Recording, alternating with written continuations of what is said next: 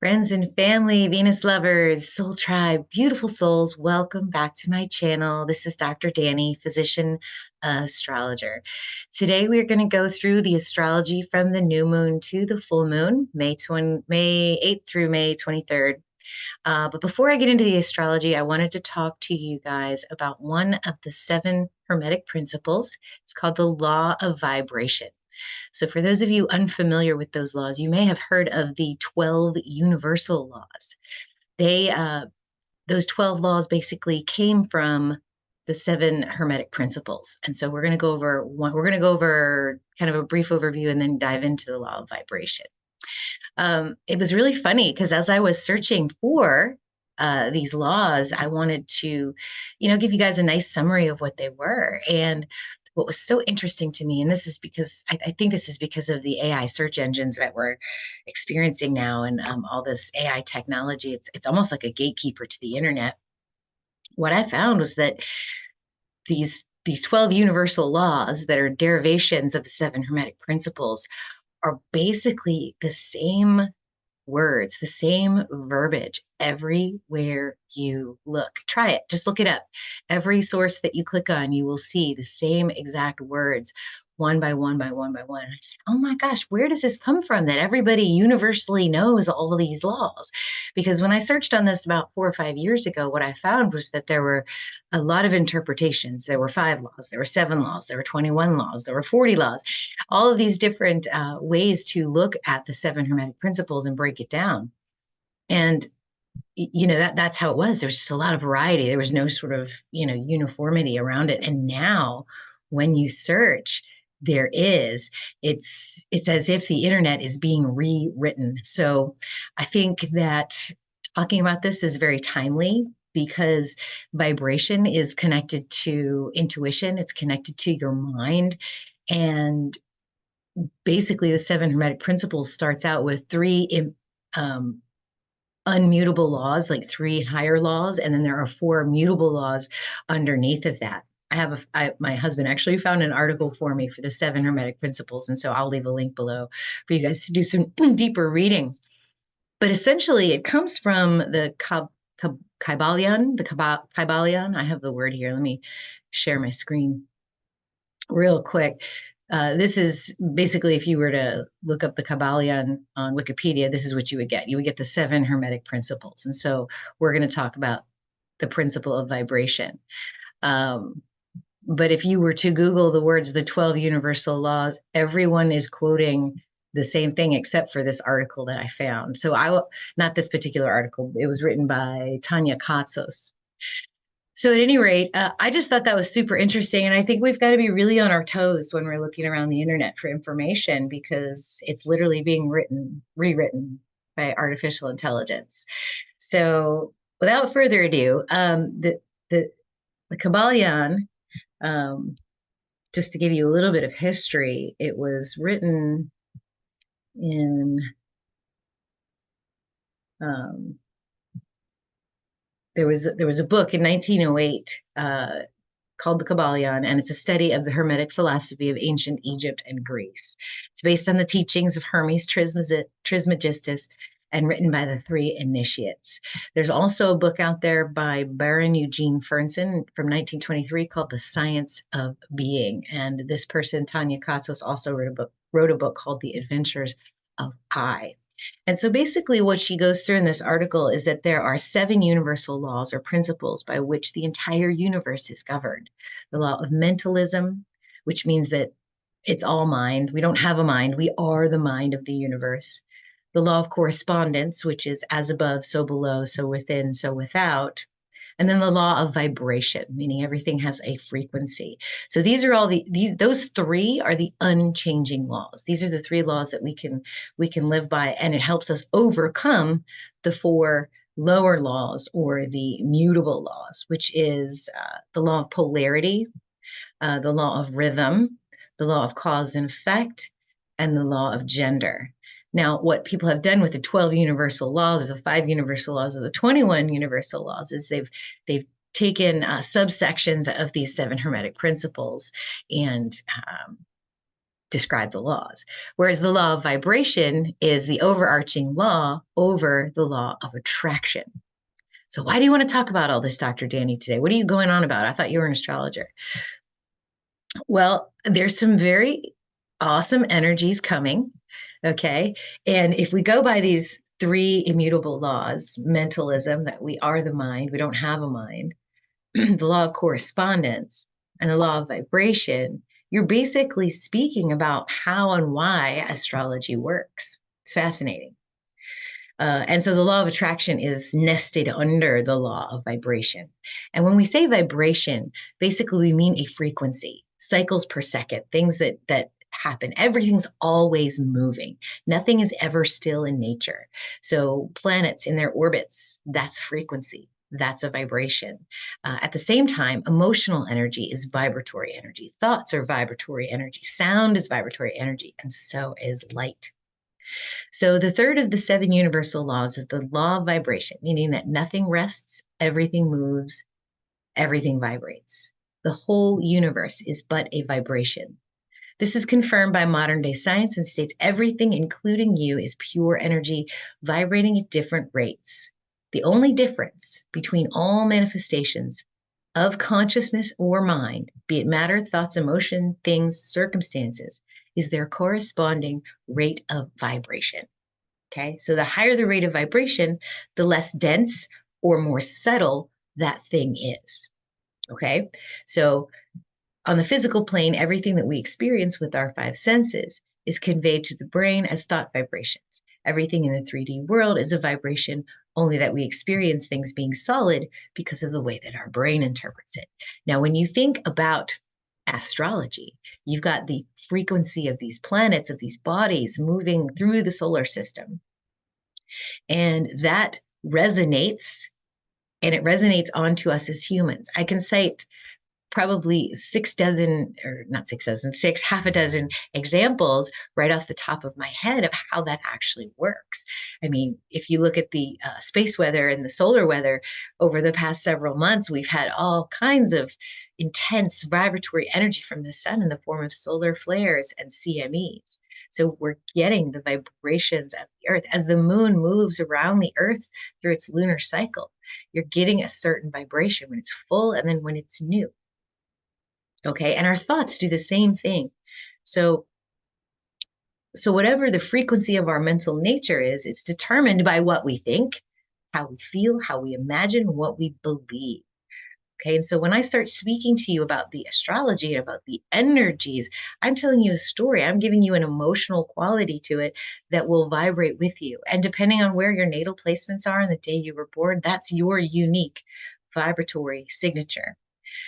And the whole idea of the law of attraction is that like attracts like. And so when certain frequencies are vibrating in a certain range, that attracts that frequency to that source. So if you're thinking in positive, happy, abundant, generous thoughts, then those sorts of energies are being attracted to you. And so that's the idea. So when I tell you a certain energy that's available to us in the sky, there's a frequency to that, and you can match your frequency to that in order to make the best out of the energy that's coming toward you. So I hope that makes sense. All right, so that's my quick talk. Let's go into the sky. Let's look at space real quick with stellarium. So this is starting out on the 8th, which is Wednesday, and we're going to go all the way through to the 23rd. So we're just going to watch the sky. You can see here's the sun, Jupiter, moon leaving the new moon phase, about to be a balsamic or a crescent moon, balsamic moon, and then Venus getting closer and closer to the sun. Mercury is over here around Chiron in the nodes. Mars is in Pisces, moving away from Neptune, and Saturn is over here in Aquarius. Pluto is in Capricorn. So let's watch this move. There goes the moon moving very quickly. You can see the sun is conjuncting onto Jupiter. Venus is conjuncting onto the sun. All of this energy is right here, conjunct the Pleiades in the constellation of Taurus. Okay, that's where all this energy is right now. So this very grounded, very earthy, very abundant, very stable energy is coming for us. And it creates a very nice opportunity for us to have a cycle of abundance, a cycle of luck, a cycle of stability. So I'm super excited about these next few transits. We're going to go ahead and take a look at the chart real quick and watch how it moves on a chart. All right, so here we are again on May 8th. This is the sky we are looking at right here with the sun in Aries, Venus approaching the sun approaching Uranus and Jupiter as the moon moves around through its cycle. Here's Chiron and Mercury. Here's the node, Mars, Neptune, Saturn, and Pluto. And then we have Lilith over here in Scorpio. This is where the next full moon will be, okay? So watch the moon as it moves, okay? Let's see here. Give you the dates for this. Okay, so the moon will be in Taurus from the 8th to the 10th of May. Here we go. And then from the 10th to the 12th, the moon will be in Gemini. From the 12th to the 14th, you'll have a Cancer moon. From the 15th to the 17th, you'll have a Leo moon. And then from the 17th to the 21st, we'll have a Virgo moon.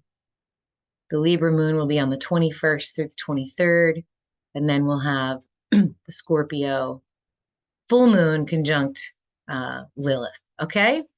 So that's the transit that we're going through. We're going to break this down. I have a little transit grid right here for you guys. It looks busy, doesn't it? So what I'm going to do here is basically sort it to the range scan so it doesn't move around too much. And then we're going to open a chart as a preview. And what I want you all to notice, oh, by the way, this is constellational astrology for those of you that are new to my channel. You can use tropical astrology. The aspects stay the same. The lunar phases stay the same. What changes is the background map. Here we're actually using the sky, not the tropical ephemeris, which is off a little bit. So I believe that the next full moon would be in Sagittarius according to tropical, and that's fine. If that helps you locate that point in the sky, it doesn't change the fact that Antares is still a star of Scorpio, the Scorpio constellation, okay? So that's why we use the actual sky, and what you'll also notice is that the constellations are different sizes. So stick around even if you are tropical, and if you need more information on that, you can check out my website at drdanny.com. Okay.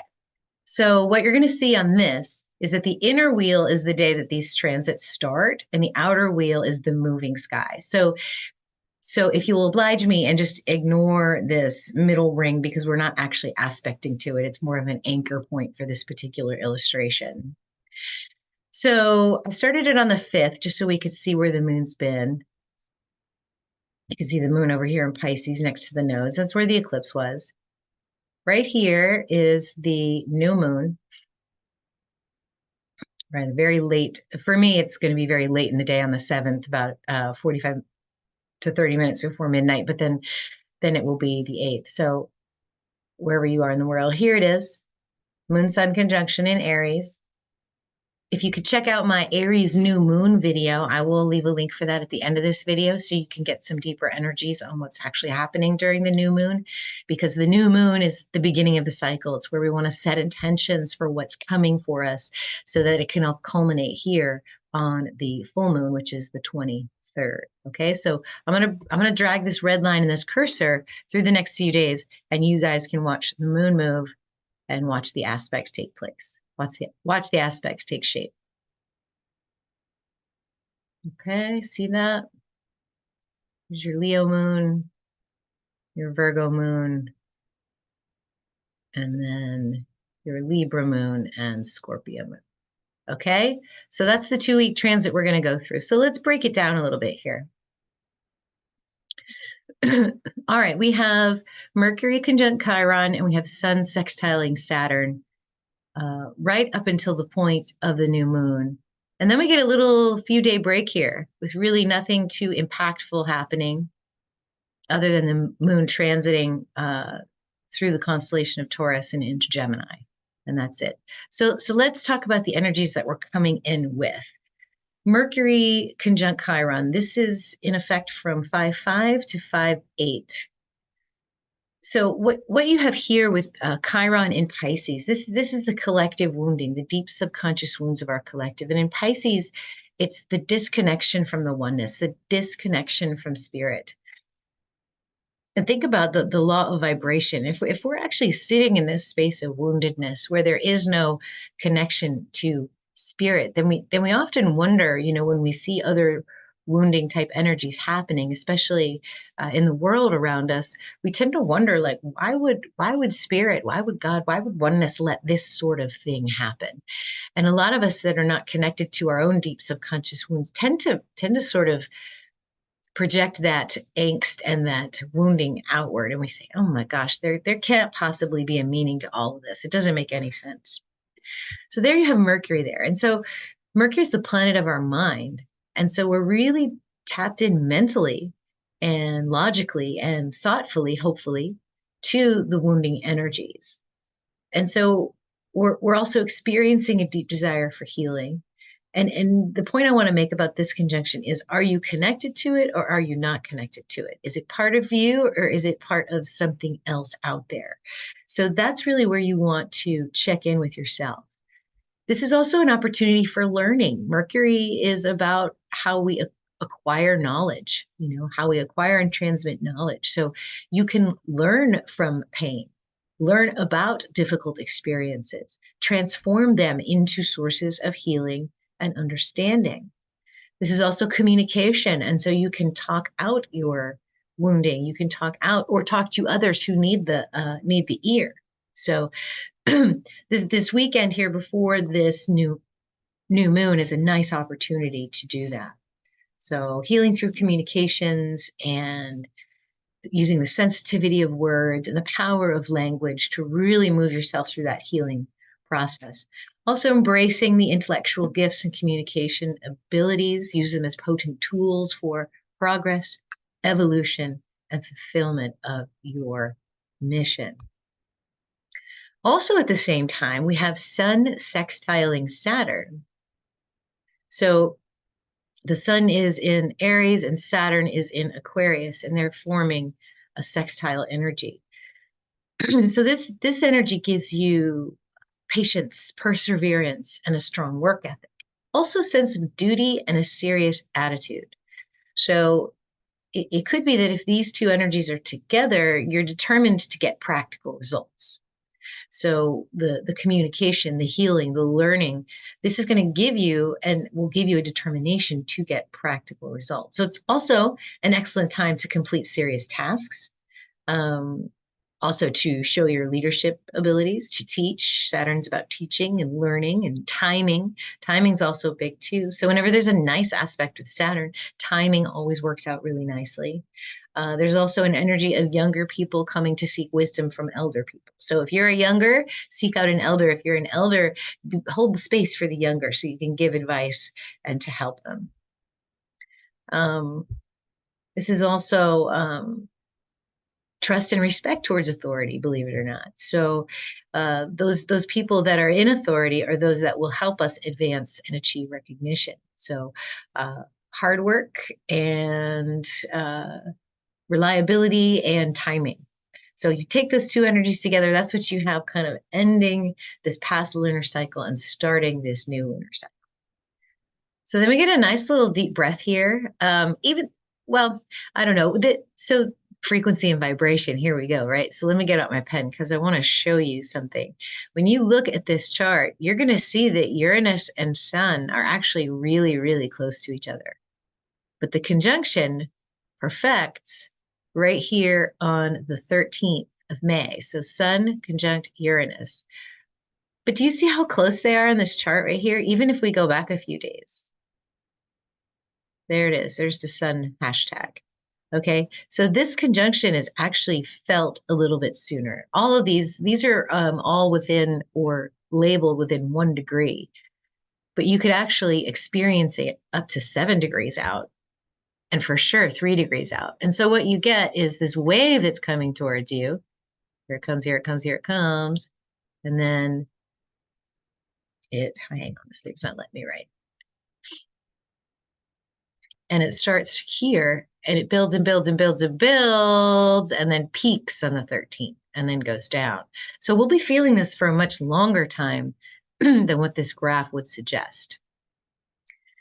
But this is the Sun-Uranus conjunction. Sun is also conjunct Jupiter right here. So here you have Sun conjunct both Jupiter and Uranus. So you're feeling both of these energies when I speak about them, okay? All right. Now, while the Sun is conjuncting Uranus, we also have Venus sextiling Saturn. So this particular chunk of energy is from the 11th to the 14th. Now, this is a time of excitement, unexpected change, freedom, rebellion. There might be an urge here to break from routine, do something different. It's better to actually, during a conjunction like this, to look for ways to change what you're doing consciously. Because if you don't, then what'll happen is you'll find that you're a little bit restless. You might have some nervous tension.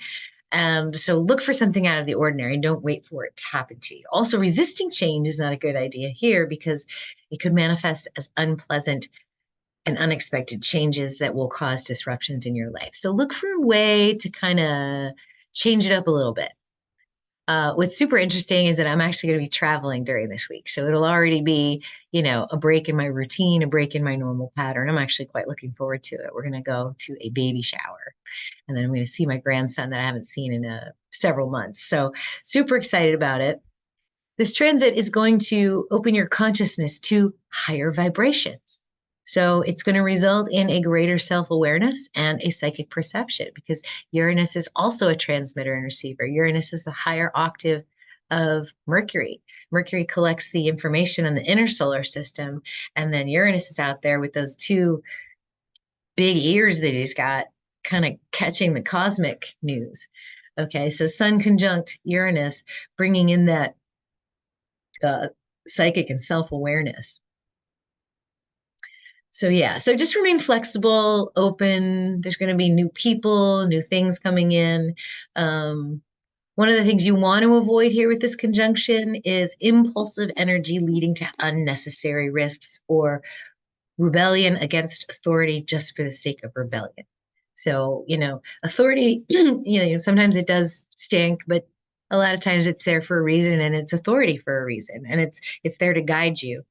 And if you're just bucking the system just for the sake of bucking the system, it doesn't always lead in your favor. So avoid taking unnecessary risks. If you have Uranus really close to your Mars, just be careful of accidents, okay, and missteps. All right. Also during this time, Venus is sextiling Saturn. So this is an opportunity also to attend to your responsibility surrounding what you create and what you cherish. Also, there's a timing energy here. So while Saturn is very stable and Uranus is very erratic, you've got this nice balancing energy here, especially because Venus and Sun are so close together. So you might as well say that Venus is conjunct Uranus. And in fact, she is, if you go with the energy that we were talking about. So I'm going to move this little die here real quick. Check this out. Because we also have, hang on, guys. I'm just going to move this tool over a little bit. There we go. Put it over here. So here we have Venus is conjunct Uranus, and then Venus is also conjunct Jupiter. So you can tell Venus is getting closer to the sun just by the aspects that they're all making together. Here is the Venus conjunct Uranus, and here is the Venus conjunct Jupiter. So we have this theme here of these greater benefics and this erratic, original, unique energy all kind of coming together. So let's build the story out a little bit more. So we're feeling like we need to break routine. We've got some structure, stability around what we're creating and the responsibility, what we have with creating. And that's going to bring us through to the middle of next week. And then we'll have a Mercury square on Pluto. This energy is between the 15th and the 18th of May. This is about a week or so after that new moon. So this is the first quarter moon right here. This is a square moon, square sun, and then Mercury square on Pluto. And so Mercury, remember, is the planet of our mind, the planet of our thinking, the planet of knowledge. And Pluto likes to bring stuff up. Pluto likes to show the hidden. Pluto likes to transform and empower, destroy and recreate.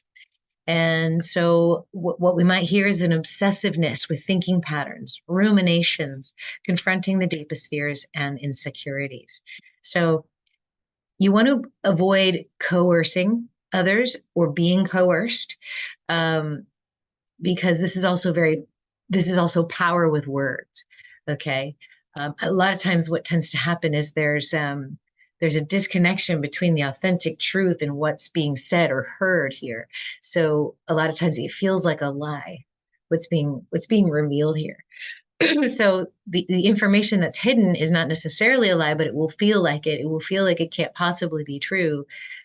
But just coming to the understanding that it is true, that it is hidden information that needs to be brought to the light, will help to assist in the alchemical process that's going to occur with these benefic transits that we're dealing with. All right, and now let's talk about Sun conjunct Jupiter. This is right after that Mercury Pluto hit, from the 16th to the 20th, right here to right here. At the same time, Venus is conjunct Uranus. So let's talk about Sun Jupiter, then we'll talk about Venus Uranus.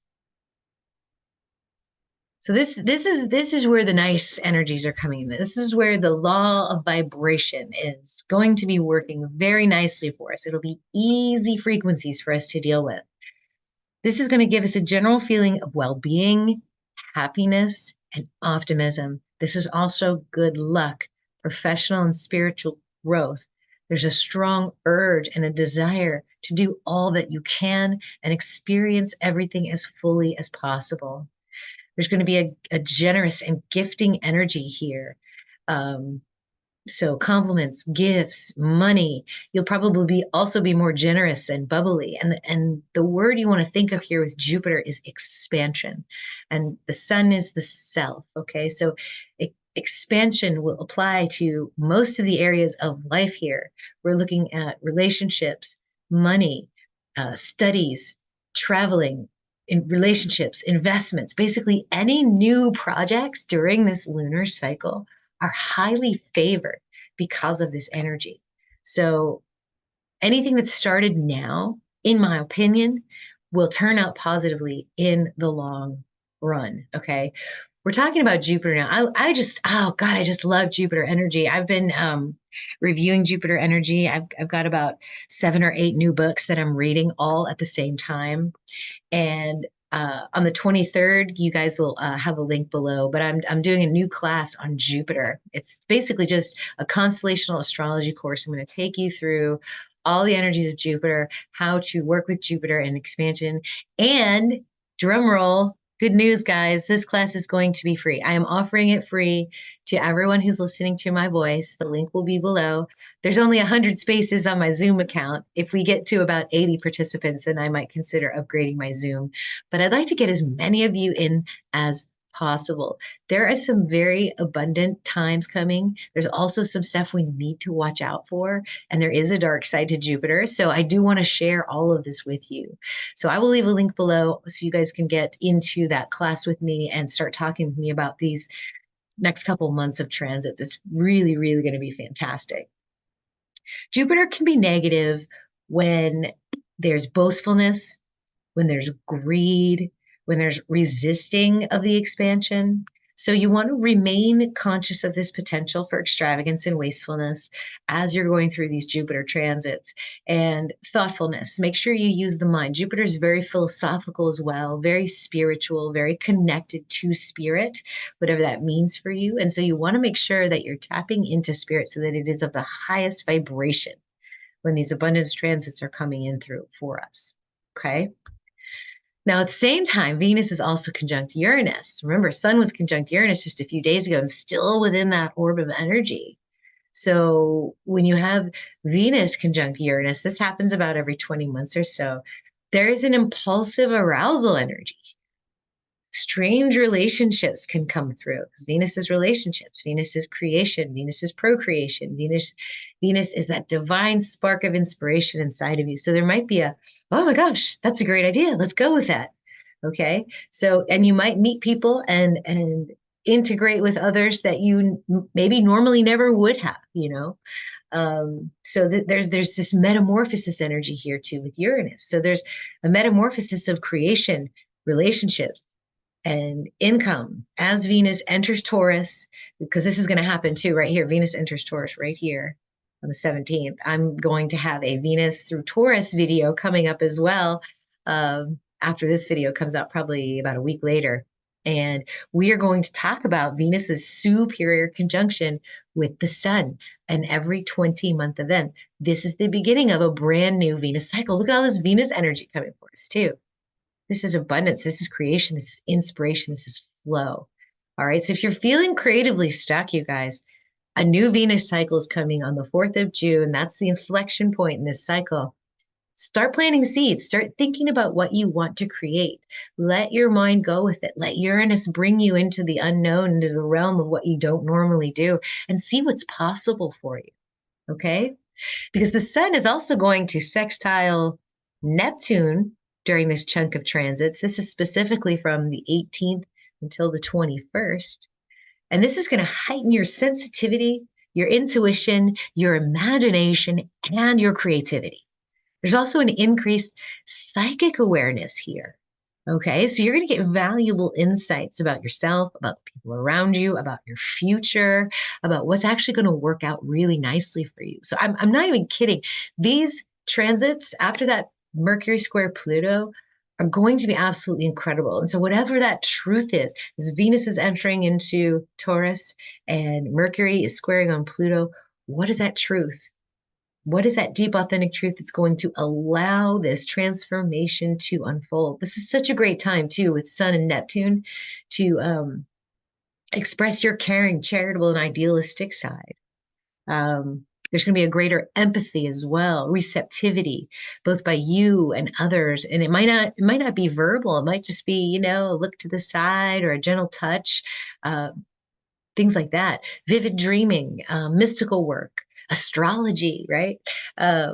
All of these things can be used to increase self-understanding and understanding of others. And you're really going to feel much more connected to the universe through this particular transit. And as this full moon swells and increases to the full moon. All right. In here we have Mars now taking the spot of where the sun moon were during that total eclipse we just had. So Mars will be conjunct the north node and opposing the south node. So let's see what that looks like real quick. I'm going to clear out these drawings real quick.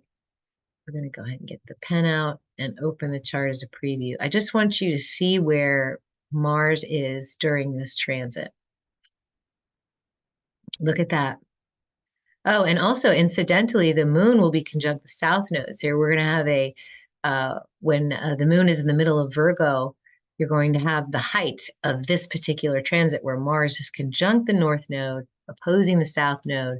The moon is opposing its own north node and conjunct its own south node. So what is this? This is something that we want to pay attention to in the middle of all this, because what is Mars? Mars achieves enlightenment by enacting the will of the Creator, enacting the will of the divine.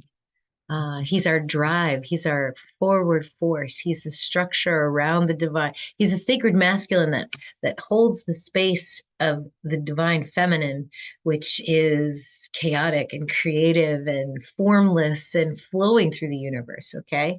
And the nodes have to do with our collective evolution, where we've come from and where we're going. And Mars wants to take action on where we're going. So what is the North Node in Pisces? That is our collective evolution towards universal love and oneness. Any of you having square nodes right now, where your natal nodes are square, the north and south node, are not feeling resonant with the collective evolution at the moment. However, if you're having a nodal return or your north node is in trine or sextile to the north node, the things that you do inside yourself on your own work directly affects the collective around you. So let's take action. Let's do some action towards the energy of our collective evolution. And what does that mean? That means compassion. That means oneness. Mars is a spiritual warrior here. So there's new energy towards our purpose, but this might not be physical energy. That Mars conjunct Neptune was absolutely not physical activity. It was taking action in stillness, which is so hard for Mars. Excuse me. So now you've got this heightened desire to proceed towards a goal. Okay, so Mars with a goal really wants to take action. And the moon tugging on the other side means feeling into where we come from. Where do we come from? We come from this energy of the Virgo cluster as a collective, the energy into matter, gestating an idea or a thought and making it become reality. That's the true power of Virgo. All right. So that we're not done. There's still some more energies we need to look at, you guys. All right. Just a few more bits of energy here. So we talked about Mars conjunct the North Node. Now, in the middle of this delicious, abundant, evolutionary transit that we're going to have from the 18th to about the 29th, Jupiter is going to sextile Neptune. Oh my gosh, can it get any better? I don't even know. Jupiter, remember, is expansion. It's faith. It's optimism. It's connection to spirit. And Neptune is everything and anything that's possible. So this is like an expansion into Neptune energy, harmony, ease, good fortune, growth, enjoying personal or professional success right now. It's a spiritually enlightening phase, and it gives us an excellent overall perspective of our place and in the world. Okay, so if we're doing this Mars with the nodes energy correctly, this is going to feel really good. We're going to feel inspired. I feel like this is going to be a very, very nice full moon, you guys. Okay, so we're going to have just a lot of benefic energy pulling through us. We're definitely going to, with Jupiter sextile Neptune, be able to align our own personal goals with our spiritual philosophy or beliefs as well. Okay, so what is it that you truly believe? What aligns you with spirit? What connects you with spirit? You're going to be able to expand into that and have tremendous possibilities. A psychic awareness as well. Growth and good fortune, furthering activities of education. There's optimism, good intentions, moral integrity, professional advancement, business and legal matters. So all of that's going to work out right here on and around that full moon. Creative inspiration. Oh, the dream world too. So this is all very good energy. I don't know how many times I can say that. Then we have a nice aspect to Pluto. We have Sun trine to Pluto from the 20th to the 24th right here.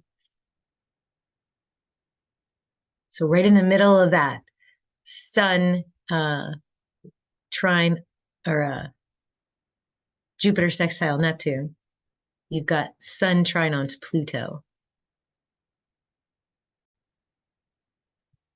So Sun trine Pluto, this brings an intense and profound experience. No matter what you're doing, Pluto's going to give you some intensity. The sun is the highest expression of your spiritual self, your integrated spiritual self, your expressive power. Okay, so whatever you're interested in now, you're going to be driven to do research and to investigate.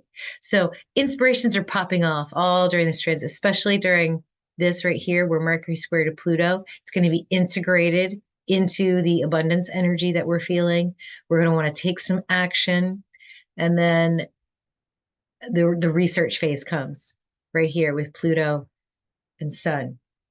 There's going to be a greater power and an influence in your life, allowing for positive transformation. So that's where the vibratory energy comes in. What are you allowing? What are you not allowing? Where are you vibrating? You're also going to be able to exert greater power and influence over the events in your life and the people around you. So if you need something to happen, this is where the power is going to come in. This is going to be a very powerful full moon. People with power, large organizations and companies should also do well if you are in a position where you can impress your boss or your people, that supervisors, things like that. This is a great chance to do that. This is also a great chance to sort of clear out any space because you're going to realize the sun's going to shine light on the darkness. You're going to be able to realize what you need to let go of and what you need to get rid of. So it's a great opportunity to clean out and get rid of, make positive changes for yourself. Also, another sort of check mark to astrology for all the research, the deep diving, the digging that you're going to do. You're going to be able to see that, yeah, I can actually express this energy. So whatever it is that you're deeply researching or investigating, now is the time to bring it up and to put it into application and do illuminating activities. And then let's talk about the Venus conjunct Jupiter, because that's also right here, the same time frame from the 20th to the 24th. And here we go. I'm sorry, I keep repeating myself. There's just more happy, beautiful energy. So Venus conjunct Jupiter is love, money, harmony, happiness. There's no striving. There's no struggling. Enjoy the benefits of good karma, like accrued from all your previous good deeds and hard work. So if you're giving, if you're generous, if you're allowing, if you're loving, this is going to start manifesting for you. There's also an inner harmony, an inner warmth. This causes friendliness and attractiveness. And so the engagement with people is just going to feel very warm and very, very nice during this conjunction. Relationships are a big focus. So there's an increased physical and inner beauty as well. So not that you actually change what you look like. It's just because of the awesome energy that's inside of you, you're going to look more attractive to other people. There's going to be a spark or a shine or a shimmer about you, about other people that you're going to be able to notice. Maybe people that you never noticed before. You're going to say, oh my gosh, you actually sparkle a lot more than I thought you did. So a very nice, very lucky transit. And then guess what? Venus is going to do the same thing the sun does. She's going to sextile Neptune. So you see how that pattern's working out? You've got sun conjunct Jupiter, sun conjunct Uranus, and then Venus conjunct Uranus, Venus conjunct Jupiter, sun sextile Neptune, Venus sextile Neptune. So you can tell Venus and sun are getting closer and closer and closer. So not only do we have this building full moon coming, but we've also got this creative cycle coming to a close. And it's super exciting when there's a new Venus cycle. Man, when you see Venus emerge as the evening star for the first time after she transitions from morning star to evening star, oh my gosh, it's so beautiful. You guys, this is a really lovely time coming. And it's just going to keep building throughout the summer. So just get ready. These transits are going to be fantastic. Venus is also going to complete this transit, this particular set of transits that we're discussing, with a trine to Pluto. So we're going to talk about these last two energies from the 22nd till right after the full moon. This is spiritual love that can be expressed through religious or other spiritual activities, heightened intuition, and dreams and visions. And then also with Venus sextile to Neptune, a psychic talent might be stimulated.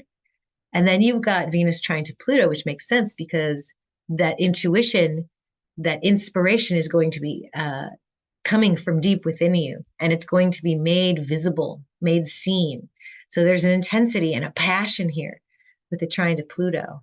You're going to feel more deeply about the things that you love, the things that you value, your partnership, your stuff, your intrinsic values. So it's a good time for this increased love, this increased affection.